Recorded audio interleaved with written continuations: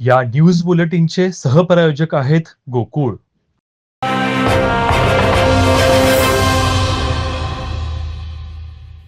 कागल तालुक्यातील वन्नूर गावची सुकन्या अस्मिता केरबा कांबळी हिनं जिद्दीच्या जोरावर यशाला गवसणी घातली आहे. तिची मुंबई पोलीस आणि मुंबई कारागृह अशा 2 पदासाठी निवड झाली आहे. लहानपणापासून जिद्दी असणाऱ्या अस्मितानं आई वडिलांचं स्वप्न साकार केलं आहे. अस्मितानं विविध खेळात अनेक राज्यस्तरीय पदकं देखील पटकावलेली आहेत. अस्मिताचे कष्ट पाहून आई भारती आणि वडील केरबा कांबळे यांनी आपल्या मुलीसाठी कोणत्याही गोष्टीची कमी केली नाही. तिचं वर्दीचं स्वप्न पाहता आई वडिलांनी मुंबई पोलीससाठी तिला अकॅडमीमध्ये दाखल केलं. तिथं अकॅडमीचे सर हंडे यांचं तिला मोलाचं मार्गदर्शन लाभलं. सलग 2 पदासाठी तिची निवड करण्यात आली आहे.